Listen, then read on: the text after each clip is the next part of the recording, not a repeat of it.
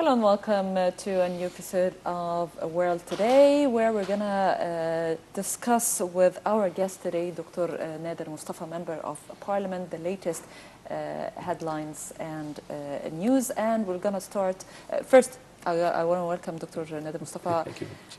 Welcome to our episode today of World Today. And let's start with Ahram Online, where President Abdel Fattah al-Sisi met on Wednesday with Grand Imam of Al-Azhar, Sheikh Ahmed Al-Tayyib, reviewing Al-Azhar efforts on the international arena to spread the moderate teaching of Islam.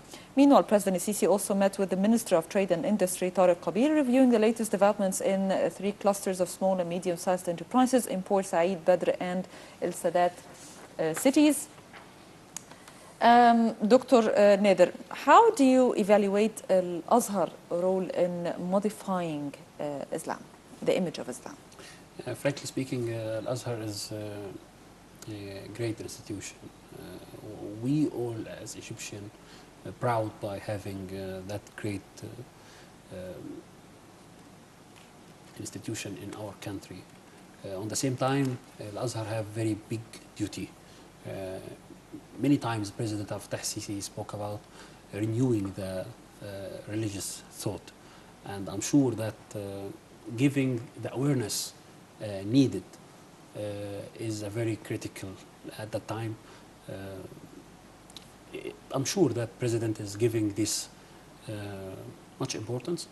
We need to fight terrorists by new kind of ideologies that can really put the nation, defend also our security and stability. I'm sure that this effort will be soon actual on the land, and while President Abdel Fattah al-Sisi is giving different examples one after another, I'm sure that Al-Azhar will be able to renew our religious thought. We need it, as I said, in a very critical way at that time, and I'm sure that the efforts coming from Al-Azhar University will be applied each and everywhere in the world. Now we listen a lot from the whole world that we should not blame Islam for practice of a small group of terrorists or militants. And this is spread all over the world, you know. We didn't criticize any other religion or nation or group of people if some of them commit some mistakes. So, but sir, why the Al-Azhar is not have a glowing role as before? Why its role faded a little bit? Frankly speaking, lots of institutions in Egypt, lots that brightness you speak about. We suffer during tens of years, entering war after another. Situation in the Middle East itself is very difficult. Sometimes I imagine that Egypt is part of South Asia or East-West Asia or any other area in the world rather than the Middle East. Situation in the Middle East, and frankly speaking, being near to Israel, being under the war after another, fighting between superpowers, occupation, lots of imperialism. Frankly speaking, I'm feeling that if the effort we are doing, if we were anywhere else in the world, maybe situation will become very different. Maybe we didn't do less than what Indians or Chinese or any other nation in the world. But unfortunately, by small effort, they can see the development, they can see the progress. But after 5-3 years, then we realize a revolution or war or something that really corrupt all our efforts. So we need just to see our stability and security and build on our effort. It cannot be equal zero all the time, you know. Yeah.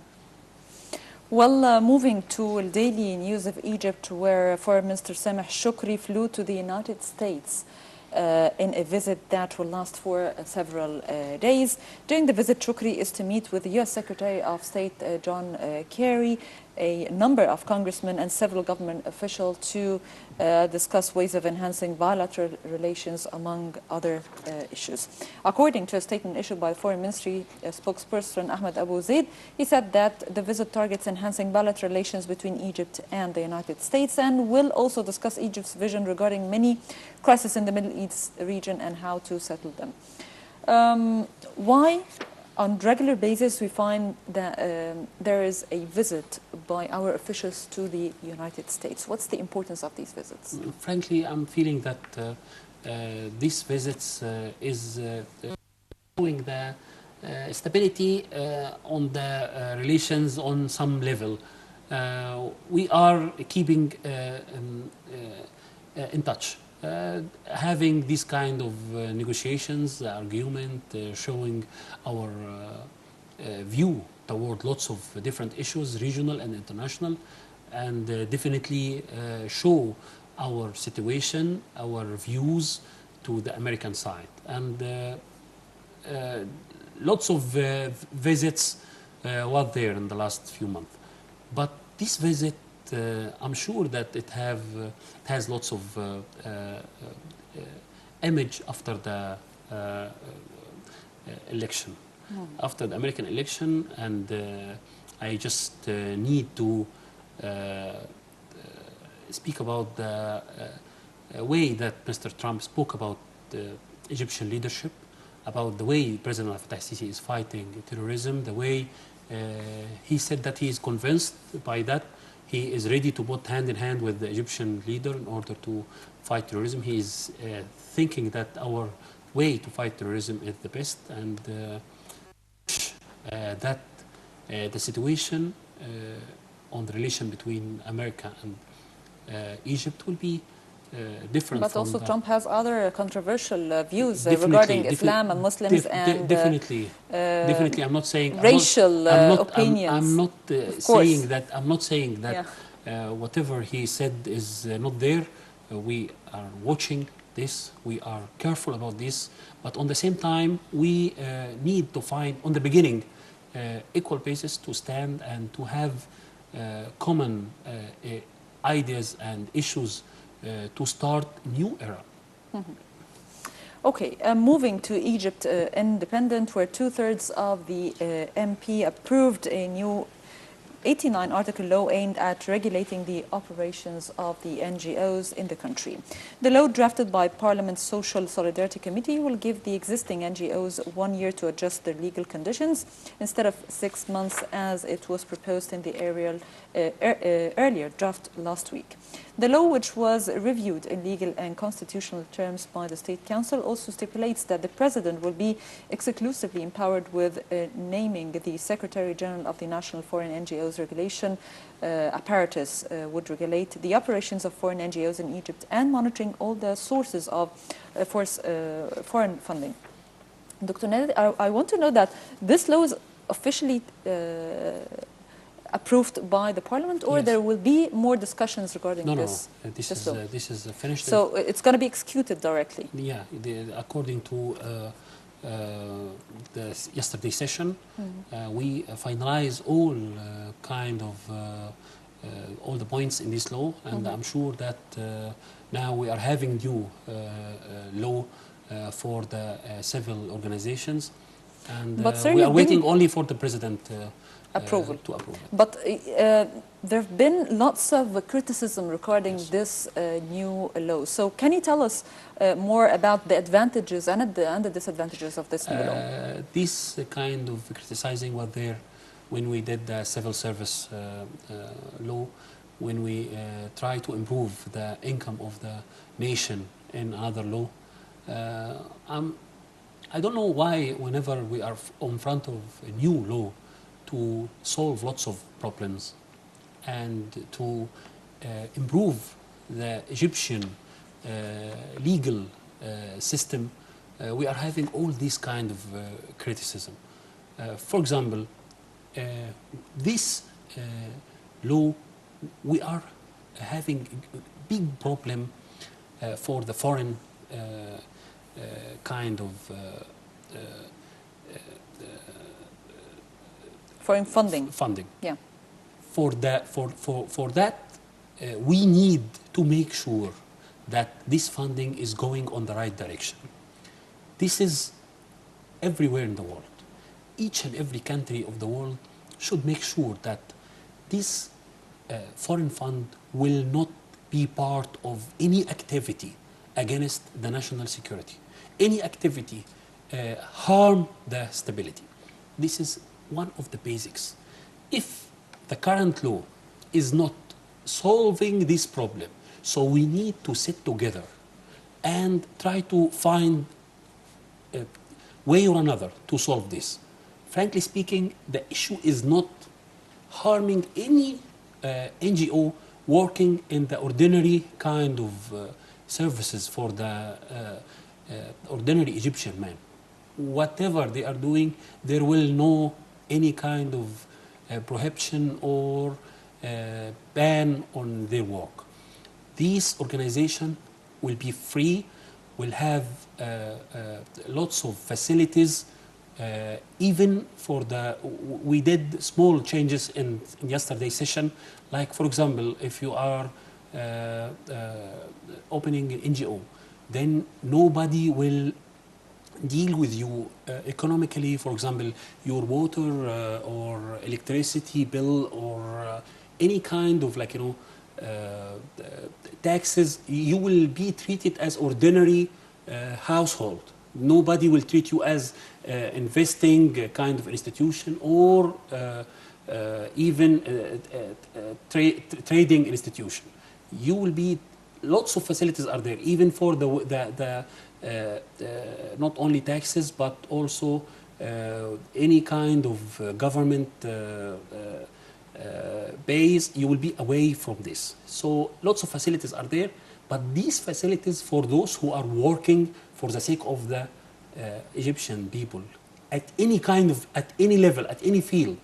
Once you prove that you are gaining money illegally from foreign sources that need or will be used to harm the national security, and this is very limited and very clear areas, then there will be the problem. This is only to defend ourselves. This is after our experiences last few years, we realized that millions of dollars are using to shake our stability. The Egyptian members of parliament stand together yesterday. I can say clearly that no single one reject. No single one, 2/3, this is the lawful voting needed to prove this law. 2/3 were there. All of them stand in order to show the whole world that Egyptian people want to stand with their national security, want to defend themselves, and reject totally any kind of international interference in our affairs. We, as Egyptian members of the parliament, rejecting all kind of international affairs, whether it is for Western ambassadors, whether it is for international NGOs, whether it is for international institutions. We reject any kind of interference. We are a sovereign country. We will keep our sovereignty and stability by all means. We will not allow anybody to put money in our country in order to harm our stability and security. And we are standing in order to correct this on the current situation. Few members didn't attend the meeting, but they left even before the voting. I wish that anybody want to criticize this law to see the session of the Egyptian parliament, to see how all of them stand and raise their voices, Tahya Masr, and to learn that Egyptian will not let anybody play in their national security by any amount of money. You know, sir, we needed in this program to have another head of the NGOs in order to make discussion between both of you, to hear their point of view. We listened in the parliament before this law, one night before. We listened to the the biggest NGOs in the nation. Yeah. They have lots of good points to change, and we changed almost 17 points in the law for yesterday. We did whatever they want in order to facilitate their work. But which kind of work? The legal one, the one that serve the citizen, not harming the society. We changed it already. Think that there are lots of people sitting in front of me. Whatever they want, we already changed it. Whatever they want. Okay, I'm moving to the global post and shedding here the light on Syria, where the Syrian army said Israeli jets fired 2 missiles on an area west of the capital of Damascus on Wednesday morning, causing no casualties in an attack mounted from Lebanese airspace. A Syrian military source said Israeli planes launched the airstrike at dawn and the missiles fell on the Sabura area. The attack was an attempt to divert attention away from the successes of the Syrian Arab army. There was no immediate comment from Israel. How do you see the situation in Syria? And now we are finding another key player, or a major key player on the ground, which is Israel interfering in Syria. So what's your opinion about that? I was just saying that if we are in another area of the world, maybe this all will never happen. You know, again, after the Syrian army is doing some progress in fighting terrorism, again we find that the Israeli bombing different areas there in Syria. I'm sure that there are lots of powers, lots of countries, they don't want to see stability. They don't want to see any improvement, even in cases of failure of the state. They need to see maybe corruption, damage. They need to see the whole world, the whole Arab world, not only Syria, not only Libya, not only Yemen, but they need to see these countries totally away from stability, totally away from democracy, totally away from development. And moving to the Daily Star, where the UN has condemned the descent into hell being endured by civilians in Aleppo, with the Red Cross saying nearly 20,000 people have fled a Syrian government offensive in a city in 3 days. Diplomats said the UN Security Council would hold an emergency meeting Wednesday in New York on the humanitarian crisis in Aleppo, where the army has captured a third opposition-controlled east in recent days. The fighting has prompted an exodus of terrified civilians, many fleeing empty-handed into remaining rebel-held territory or crossing into government control west of Aleppo or Kurdish districts.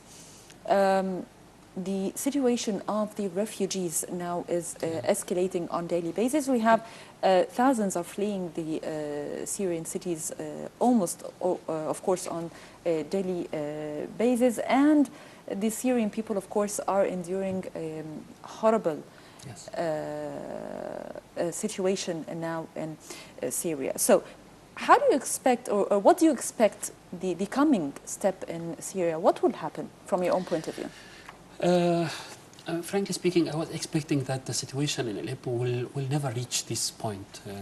From the beginning, there was a situation like militants should leave the city before starting the military operations. But unfortunately, they didn't accept to leave the city. There was green lines to leave Aleppo and minimize the situation there and the humanitarian situation especially. Unfortunately, the militants reject totally to go out. There was lots of chances, but they choose to stay with the civilians in order to reach the situation that harm the civilians in a very strong way. Situation definitely need time. I'm sure that the efforts of fighting terrorism will win by the end.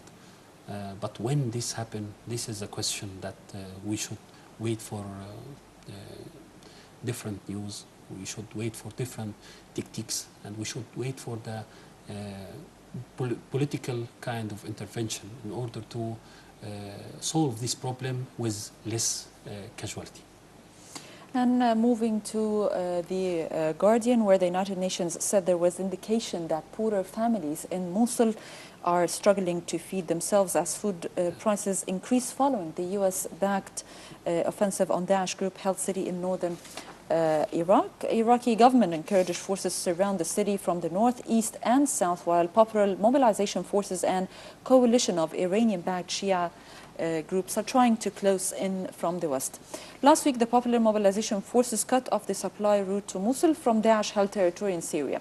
6 weeks after the launch of the offensive, Iraqi forces moving from the east have captured about a quarter of city, trying to advance to the Tigris River that runs through its center. We have another, of course, bad situation in another Arab country, which is Iraq. People also are suffering on a daily basis. Some days we find that the Iraqi forces recapture some of the cities, and other days they lose it to Daesh, and every day like this, and who suffers are the people themselves. So how do you see the situation in Iraq so far, and also what do you expect? Frankly, I need to stop on one issue, which is cutting the supply.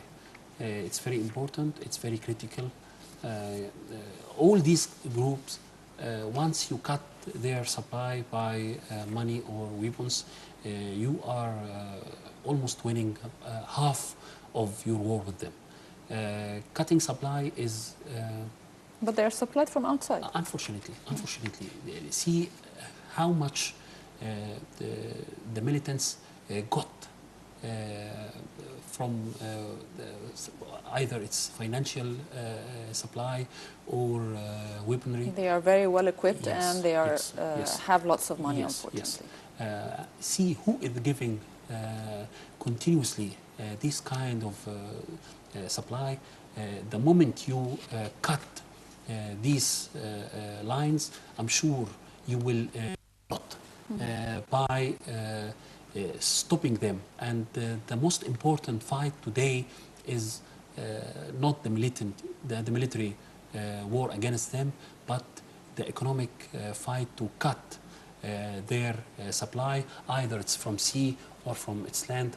And I'm sure that today we start to realize these kind of lines in order to make the fight against terrorism. The more we cooperate together, different countries together, the more we share information, the more we'll be able to stop But this why, supply. until this moment, we cannot fight? The militant groups are just groups. They are not a trained army. They're just small groups. This is also part of the importance of the states itself.